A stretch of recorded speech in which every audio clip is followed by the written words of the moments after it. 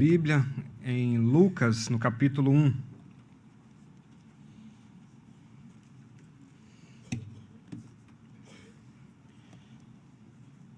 Bem, o texto já foi lido uma vez durante a liturgia, mas vale a pena nós relermos para esse momento da meditação agora na palavra.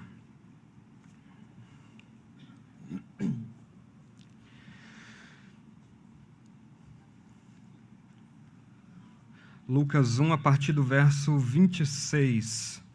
O anúncio do nascimento do Messias. Esse é o título do sermão. Vamos ler esse texto.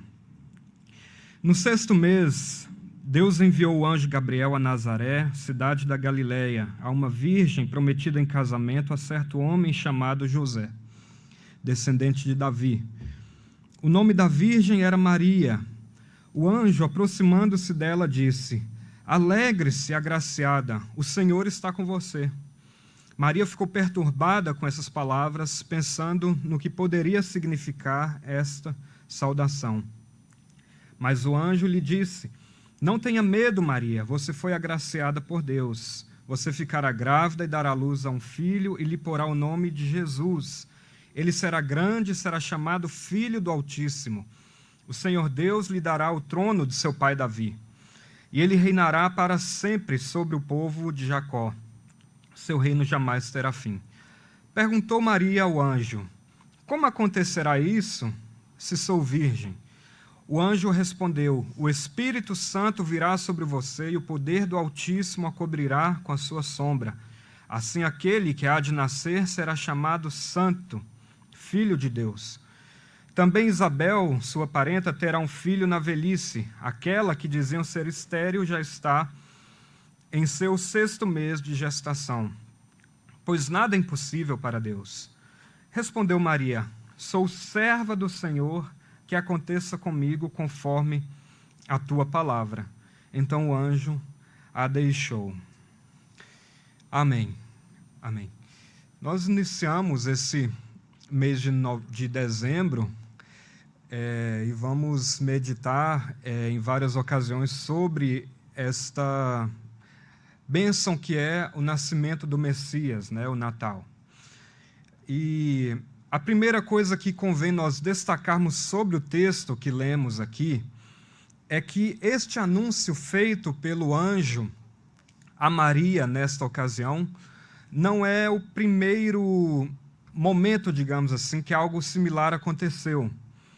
É impressionante nós notarmos a estrutura que é utilizada por Lucas para narrar o nascimento de João Batista é muito similar a essa. Então é possível perceber vários pontos de conexão entre esses dois relatos, entre o nascimento de Jesus e de João Batista.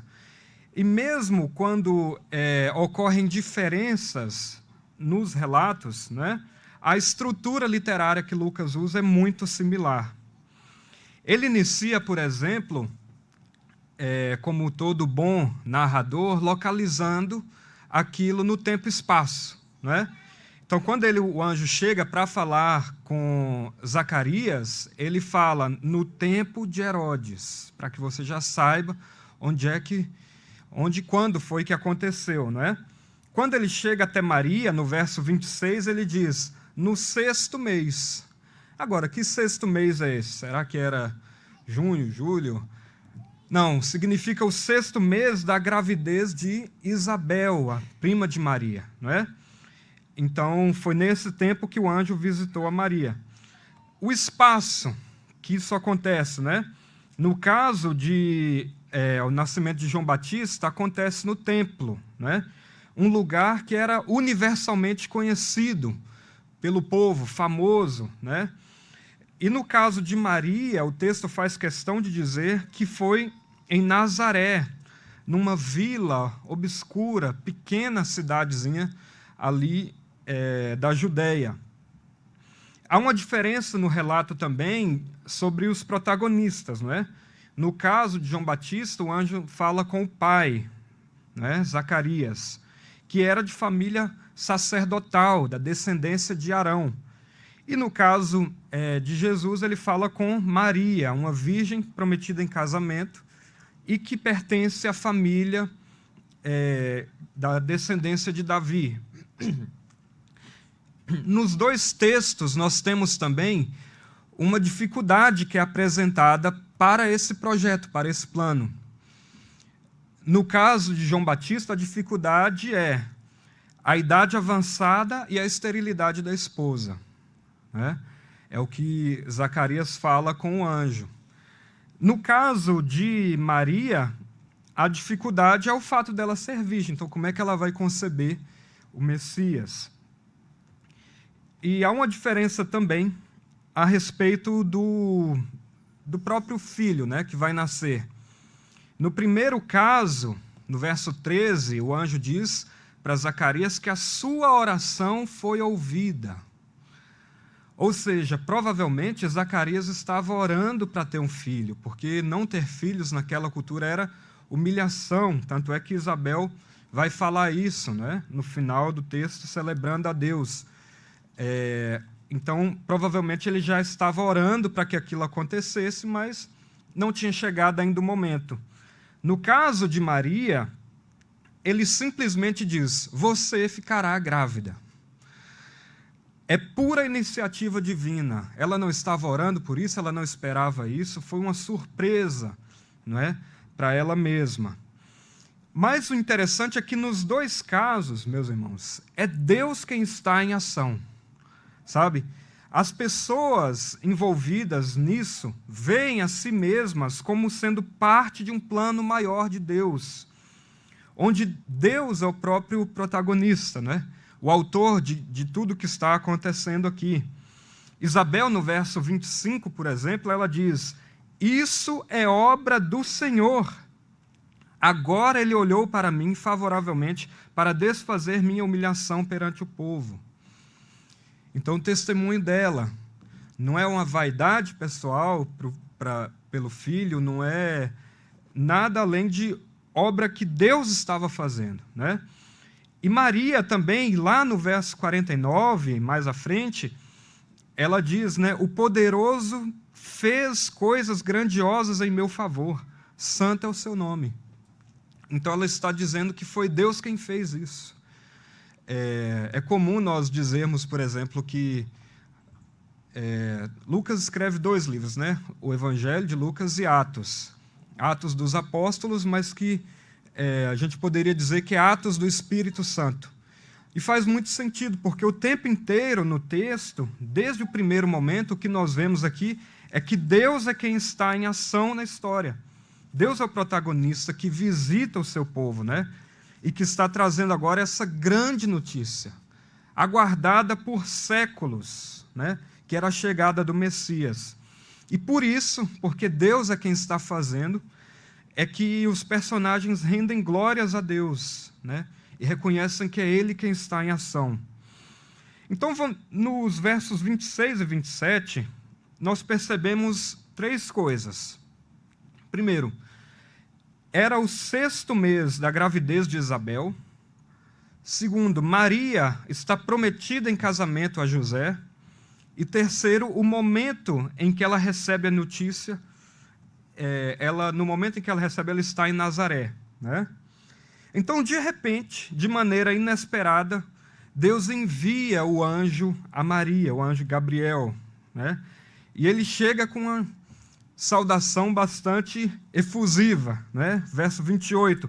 Alegre-se, agraciada, o Senhor está com você, né? Então ele cumprimenta Maria dessa forma.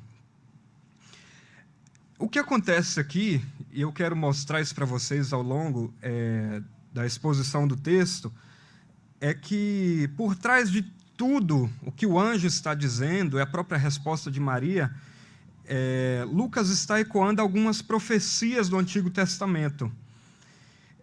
Então, a linguagem que o anjo usa para saudar a Maria recorda as mensagens proféticas, onde havia um anúncio da visitação de Deus para um momento de restauração. Tantas vezes o povo ouviu profecias similares a essa. E agora o anjo está anunciando a própria Maria. Há uma em especial, que está em Sofonias, no capítulo 3, né, o profeta, a partir do verso 14, e que diz o seguinte, vejam como que é parecida a linguagem. Alegra-te, ó filha de Sião, o rei de Israel, o Senhor está em teu meio. Tem coragem, Sião, o Senhor teu Deus está em ti, o poderoso te salvará. Então vejam, a saudação do anjo é muito parecida com isso, e Lucas constrói a narrativa rememorando as profecias do passado, não é? Então, no pano de fundo está essa profecia de Sofonias. Ele está preparando o coração de Maria para receber o recado. Ele não disse nada ainda, só saudou, não é? E ao se falar sobre graça, não é? Ele diz, alegre-se, agraciada. Nós devemos ter em vista, meus irmãos, como sempre, que aqui se trata do favor imerecido de Deus. Maria não estava, por assim dizer, cheia de graça, como se ela fosse a fonte da própria graça. Percebem? Como a versão que eu usei aqui, a NVI traduz, ela foi agraciada. Não é? Então, ela sim está cheia de graça, mas foi Deus quem derramou a graça sobre ela. Uma graça que age livre, soberanamente, e que a escolheu para essa missão. Então, isso daqui, é importante dizer, isso é uma saudação, isso não é uma oração, não é? Então, isso é importante. E se a notícia, então, se ele diz que ela é agraciada, essa notícia deve ser recebida com alegria, não é? E nos relatos do nascimento de Jesus e de João Batista, muitas vezes nós encontramos esse tom de alegria, de celebração. No verso 2, no capítulo 2, verso 10, quando os pastores estão anunciando, né, eles dizem, não tenham medo, eis que vos anuncio boas novas de grande alegria. Né? A alegria aparece no Evangelho por toda parte. Aparece em João, quando diz que os discípulos ficaram cheios de alegria ao verem o Senhor. Aparece no final do Evangelho de Lucas, quando Jesus, ressurreto, aparece e diz que os discípulos, não crendo ainda, porque estavam cheios de alegria, eles pensavam consigo mesmos, isso é bom demais para ser verdade. O Mestre ressuscitou. Então, há um teólogo, Ratzinger, que ele diz o seguinte, a alegria aparece como dom do próprio Espírito Santo. Assim, com a saudação do anjo, sente-se ecoar o acorde que continuará a ressoar através de todo o tempo da igreja e que pode ser percebido na palavra que designa a totalidade do anúncio cristão, o Evangelho, que é Boa Nova. Então é por isso que há alegria, por isso que há celebração, porque o Evangelho como um todo é uma boa notícia de que Deus perdoa pecadores, de que salva o seu povo, né? E é interessante porque as duas palavras aqui, né? Alegre-se e agraciada, elas têm a mesma raiz no grego. Kaire, que é alegria, e kairis, graça, né? Então a alegria e a graça, elas andam sempre juntas. Por isso que a alegria é uma marca, deve ser uma marca, pelo menos, do povo de Deus, né? Então é isso que está em jogo aqui. Só que apesar dessa introdução toda pomposa, digamos assim, do anjo, né? O verso 29 nos diz que Maria ficou perturbada ao ouvir essas palavras, pensando no que poderia significar esta saudação. Então, Maria está aqui, como uma boa crente, pensando em qual é o significado e qual é o objetivo dessas palavras. Ocorre, meus irmãos, convenhamos, o aparecimento de anjos não é uma coisa comum, habitual, vulgar do dia a dia, né? Então, a mensagem ainda não está clara para ela. Então, apesar da dose de perturbação e até mesmo de medo, Maria busca, desde o primeiro momento, discernir do que o anjo está falando, não é? Ela não absorve tudo de imediato, mas se põe a refletir. Essa postura reflexiva da mãe de Jesus é muito comum e nós encontramos ela também em outros momentos no Evangelho.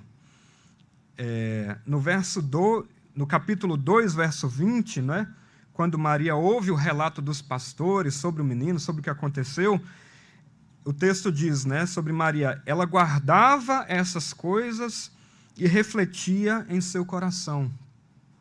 Então, o tempo inteiro, sondando, tentando perceber, tentando discernir os eventos, as histórias, talvez pensando, vinculando a história presente com as profecias passadas, o tempo inteiro reflexiva. Também no capítulo 2, verso 51, depois daquele episódio em que Jesus está no templo conversando com os mestres, não é? E Jesus tinha 12 anos à altura, o texto diz que então Jesus foi com eles para Nazaré e era-lhes obediente em tudo. Sua mãe, porém, guardava todas essas coisas em seu coração. Então ela está olhando para as circunstâncias, né? Refletindo sobre tudo. Isso é importante para nós porque há muito misticismo em torno da igreja evangélica contemporânea, né? Há quem diga que supostamente tenha recebido mensagens de anjos, de seres do além, né? Maria tem aqui, meus irmãos, uma postura moderada. Não podendo ela ignorar a experiência que teve, ela busca critérios para avaliar o significado do que estava em questão ali, não é? É claro que ela deveria se alegrar com a notícia, mas antes de qualquer coisa, ela quer saber que notícia é essa, né? Porque até então não foi revelada. Então ela recebe a saudação com temor, com reverência, mas busca a compreensão. Ela busca entender, não é? Ela está pensando o que está em jogo aqui. Por que eu devo me alegrar? Qual a origem dessa mensagem? Isso vem da parte do Senhor? Será que é assim mesmo, não é? E o fato de ser um anjo anunciar não muda o fato dela precisar ter essa postura reflexiva. Paulo, por exemplo, quando escreve aos Gálatas, no capítulo 1, verso 8, ele diz, ainda que nós ou um anjo dos céus pregue um evangelho diferente daquele que lhe pregamos, que seja anátema, amaldiçoado, não é? Então, mesmo se um anjo, uma suposta revelação de um anjo, chegar com uma mensagem estranha ao que o Senhor anuncia, essa mensagem não deve ser recebida, mas deve ser amaldiçoada, né? Por quê? Porque Deus é um Deus de luz. Quando Ele quer que a sua mensagem chegue aos homens, Ele encontrará meios de nos dar clareza e entendimento sobre o assunto. Sabe?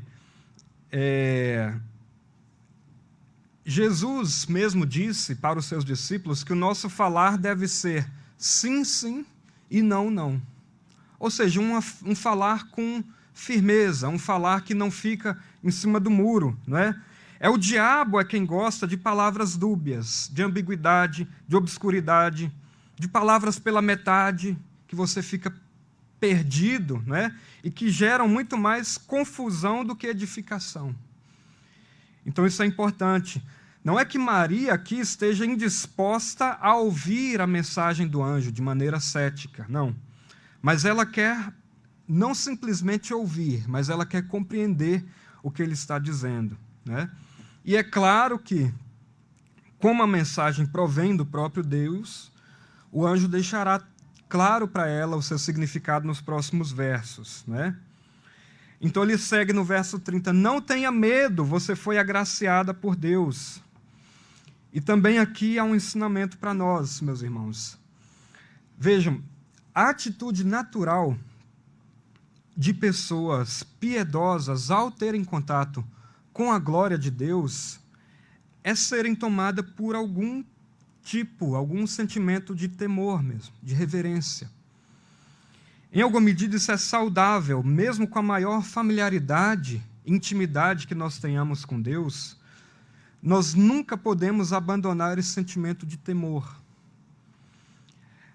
A admiração e o temor não são coisas incompatíveis na Bíblia, ou mesmo a alegria e o temor, não é? Nós vemos nos Salmos, por exemplo, falando para louvar a Deus com alegria, com júbilo e com temor, com reverência. Então, não é por acaso que mais à frente no Evangelho há um texto que registra quando Jesus acalma a tempestade, ele está no barco com os discípulos, imediatamente depois os discípulos olham uns para os outros e falam assim: quem é este que até o vento e o mar lhe obedecem? Eles estão, ao mesmo tempo, Lucas nos diz isso, amedrontados e admirados. Vocês acham que eles estão amedrontados pela tempestade? Não, eles estão amedrontados pela presença de Jesus, pelo poder de Jesus, pela a forma como ele age naquela situação. Então há um tipo de admiração reverente, não é, sobre eles.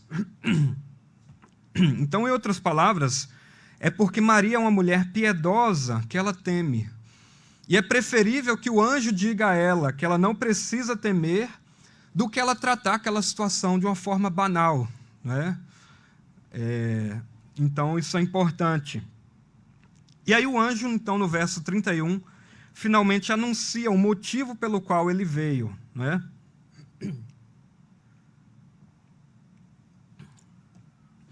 E o texto diz: você ficará grávida e dará à luz a um filho, e lhe porá o nome de Jesus.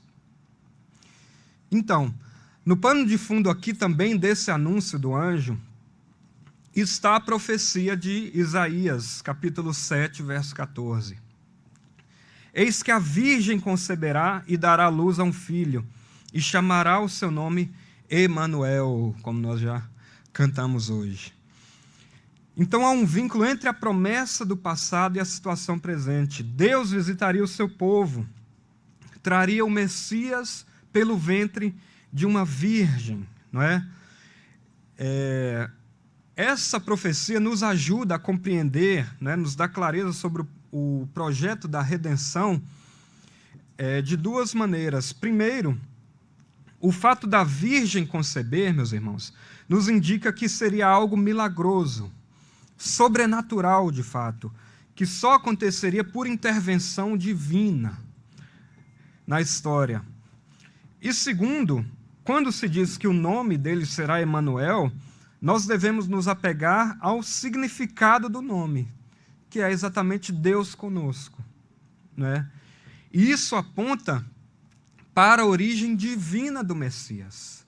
Não é qualquer homem, não é qualquer pessoa, é Deus conosco, não é?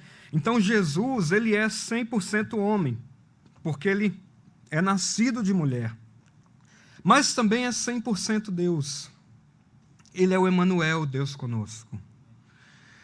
Lá na frente, no Evangelho de Lucas, ele lendo o livro de Isaías, diz: o Espírito do Senhor está sobre mim, porque me ungiu para pregar as boas novas aos pobres, me enviou para proclamar liberdade aos presos, recuperação de vista aos cegos, para libertar os oprimidos e proclamar o ano da graça do Senhor. Então ele fechou o livro, devolveu ao assistente e assentou-se. Na sinagoga, todos tinham os olhos fitos nele. E ele começou a dizer-lhes: hoje se cumpriu a escritura que vocês acabaram de ouvir. Então este, que é gerado no ventre de Maria, não é ninguém menos do que o Messias anunciado pelo profeta. Ele dá testemunho de si mesmo, assim, que ele é o cumprimento da Escritura. É ele, aquele que foi prometido desde os tempos mais remotos e que traria perdão e redenção ao povo de Deus, né? Isso também deve nos maravilhar. Então, se a parte da concepção do Messias evoca a profecia de Isaías, Os versos seguintes agora, versos 32 e 33, evocam a promessa da descendência davídica. Veja o verso 32. Ele será grande e será chamado Filho do Altíssimo. O Senhor Deus lhe dará o trono de seu pai Davi. Ele reinará para sempre sobre o povo de Jacó, e o seu reino jamais terá fim. Isso aqui é um eco também da profecia da promessa de Deus a Davi em 2 Samuel capítulo 7. Talvez o texto mais claro sobre a promessa do Messias no Antigo Testamento, que nos diz, né, olha como os versos estão dispostos lá em Samuel. Eu farei para ti um grande nome, se referindo a Davi. Firmarei o seu trono para sempre. Eu serei seu pai e ele será meu filho. Sua dinastia e o seu reino será estabelecido para sempre. Então, isso é a promessa davídica, né? De que haveria um descendente de Davi no trono para sempre, né? E que está se cumprindo aqui agora em Cristo. Quando diz também que ele será chamado Filho do Altíssimo, ser chamado é a forma bíblica de dizer a própria natureza da coisa, sabe? Não é simplesmente ser chamado disso. Por exemplo, quando Jesus fala em Mateus 5, bem-aventurados os pacificadores, pois serão chamados filhos de Deus. Quer dizer que os filhos de Deus, de fato, são pacificadores.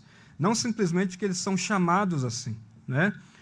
Então, quando o texto diz será chamado Filho do Altíssimo, está dizendo que ele é, de fato, o Filho do Altíssimo, ele é o Filho de Deus.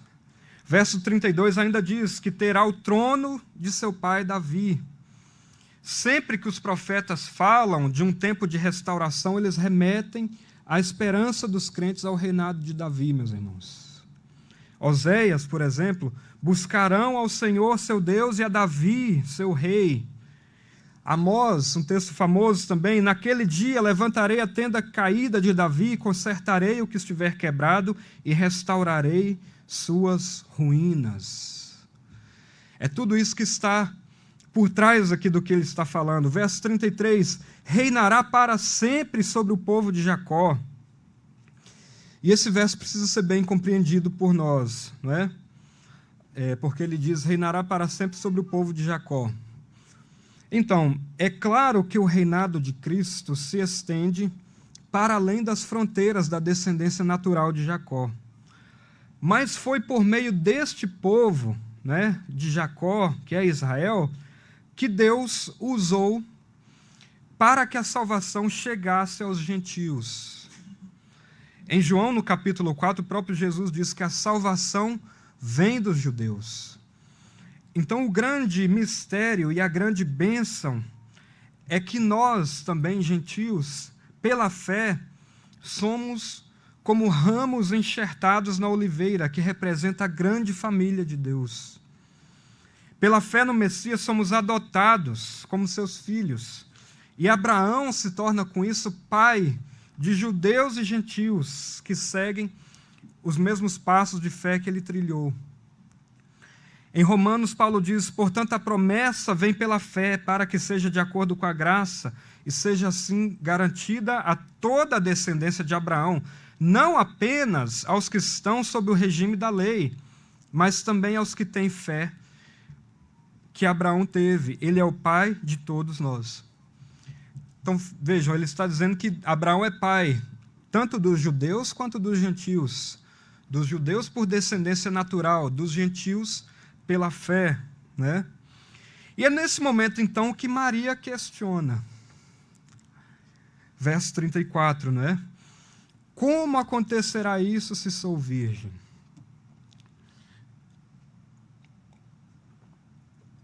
Então, diferentemente de Zacarias, pai de João Batista, ela não duvida aqui da possibilidade do acontecimento. Ela questiona o meio pelo qual isso irá acontecer. Quando João Batista, quando o Zacarias recebe o anjo, no verso 18 ele diz, como posso ter certeza disso? Ou seja, ele coloca em xeque a própria afirmação.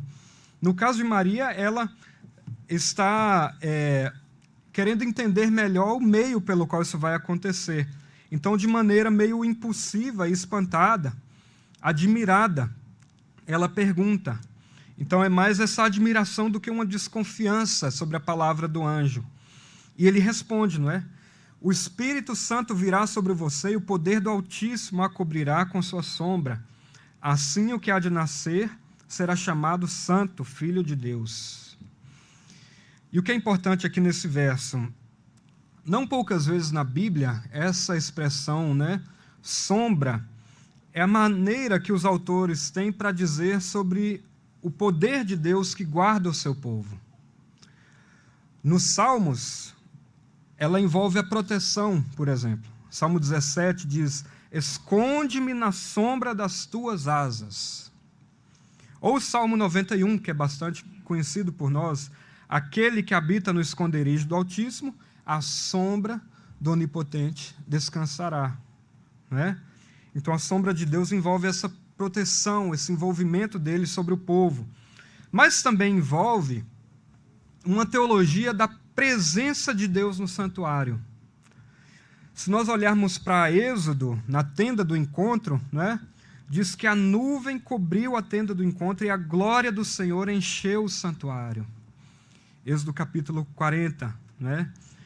A nuvem que estende sua sombra sobre os homens reaparece também na transfiguração no Evangelho. Né? Uma nuvem os envolveu, os discípulos que ali estavam, e de lá saiu a voz divina, testemunhando sobre Cristo. Então é esse tipo de encobrimento glorioso de Deus e que visita os homens e que se faz presente sobre os homens. Não é? E o anjo, então, completa essa fala dando o exemplo de Isabel. Verso 36, também Isabel, tua parenta, terá um filho na velhice. Aquela que diziam ser estéril já está em seu 6º mês de gestação, pois nada é impossível para Deus. Ainda que Maria não tivesse solicitado nenhum exemplo, né, Isabel é usada aqui como um exemplo para poder estimular a fé dela a confiar no milagre. Ou seja, nem a esterilidade e nem a idade avançada impediriam que o poder de Deus se manifestasse sobre ela. Né?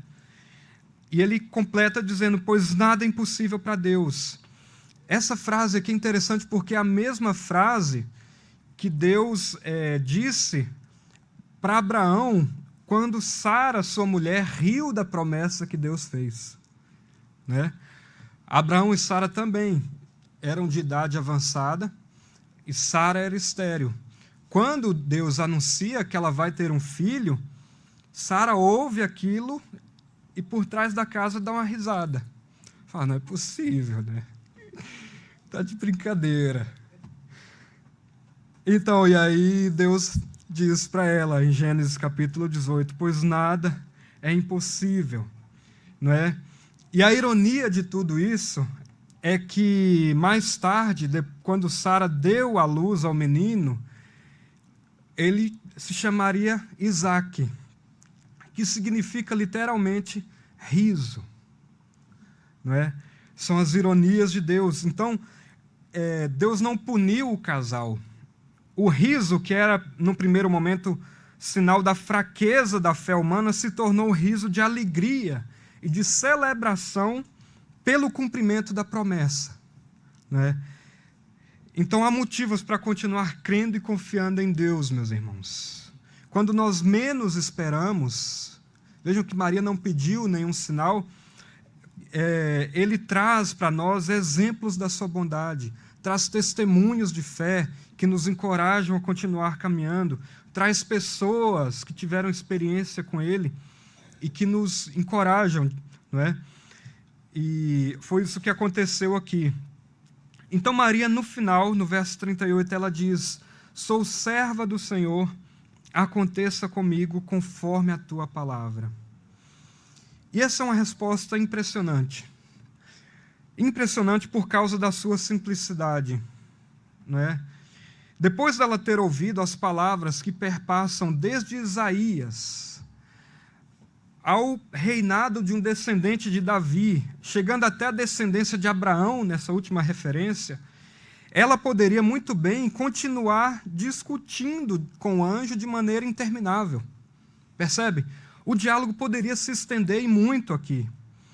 E não pensemos que todas as dúvidas que Maria tinha foram resolvidas com essas palavras.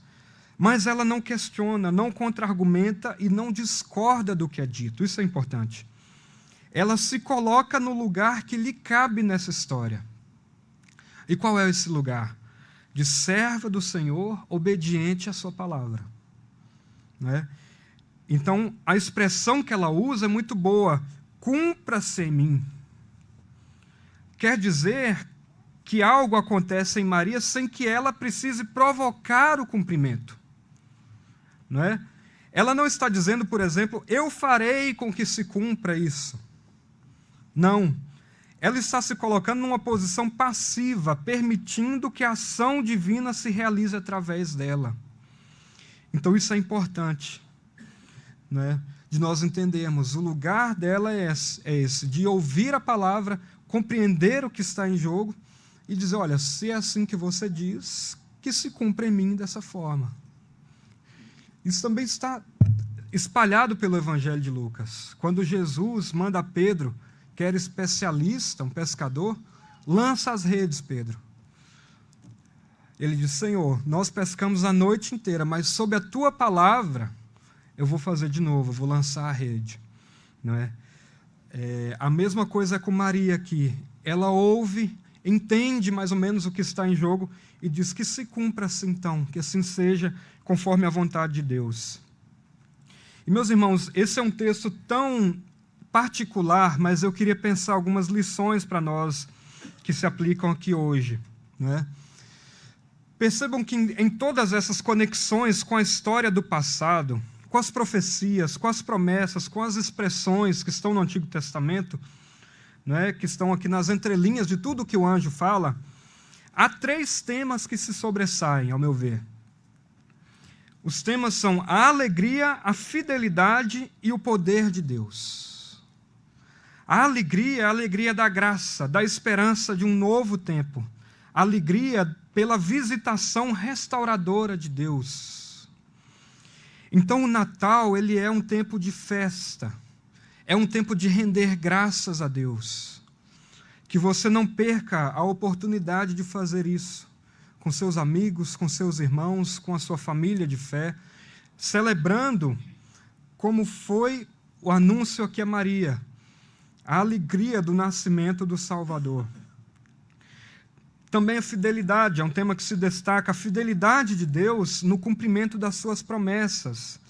Aqui nós vemos que o Deus de Abraão não abandonou o seu povo, mas que ele executa na história exatamente aquilo que ele desde o princípio planejou. Então nós podemos confiar em Deus, porque ele não nos desampara, porque ele cuida do seu povo, porque ele zela pela sua palavra e a fará se cumprir. E também o poder de Deus, o poder extraordinário do Espírito Santo, que se sobressai a toda limitação ou impossibilidade humana.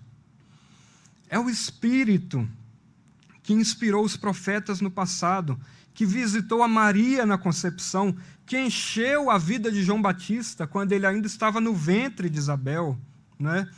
É o Espírito Santo que revela à igreja a verdade da palavra. É o Espírito que ressuscitou a Jesus dentre os mortos. E Paulo nos diz em Romanos, se o Espírito daquele que ressuscitou a Jesus dentre os mortos habita em vocês, também dará vida aos seus corpos mortais. E saber do poder de Deus, do poder do seu Espírito, de que nada é impossível para ele, conforme a sua palavra, segundo a vontade que ele direcionou na sua palavra, nos deve trazer alegria e esperança. A fé em Deus nos leva a ter essa esperança que é para a vida aqui e para a morte. Nasceu o Salvador. E como o anjo diz, o seu reino jamais terá fim. Certamente, na vida, enquanto aqui estivermos, nós passaremos por frustrações, meus irmãos. O mundo nos frustra. Governos humanos se corrompem. Expectativas, por vezes, não se realizam. Pessoas nos machucam. Injustiças nos entristecem. Mas nós devemos ter sempre em mente de que pertencemos a um reino de justiça, paz e alegria. É o que a palavra nos diz. Então, acima dos poderes humanos, há um rei sobre o trono. É um rei que se compadece das nossas fraquezas, que conhece as nossas dores, que odeia o mal e, por isso, um dia, ele julgará o mundo com justiça. E o Apocalipse nos diz que um dia ele enxugará dos nossos olhos toda lágrima. Então, esse é o motivo de alegria para nós. O rei nasceu, o trono está ocupado, e os sinais do seu reino já podem ser vistos na igreja, enquanto nós aguardamos com esperança o dia em que ele retornará de maneira definitiva. E ele virá para buscar o seu povo. O profeta Abacuque diz, então, a terra se encherá do conhecimento do Senhor, como as águas cobrem o mar. Glórias sejam dadas a Deus, ao pequeno bebê Jesus Cristo, Rei dos reis e Senhor dos senhores. Vamos orar nesse momento. Ó Pai, te louvamos pela Tua palavra, te louvamos porque o Senhor zela pelo Teu povo, ó Deus. O Senhor zela pelas Tuas promessas. E um dia o Senhor prometeu que a Virgem conceberia um filho. Ele é fonte de esperança para nós, ó Deus. É Ele que nos sara das nossas dores. É Ele que perdoa os nossos pecados, ó Deus. E nele temos a esperança de um dia estarmos face a face contigo, ó Deus. Que o Senhor nos dê força, ó Pai, para suportar os momentos de dificuldade da vida e que nunca percamos de vista a nossa esperança, que vem de um reino cujo rei está vivo eternamente e esse reino jamais terá fim.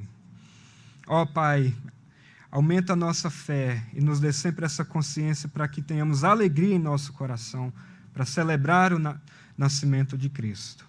Assim nós choramos, no nome santo de Jesus. Amém. Amém. Graças a Deus.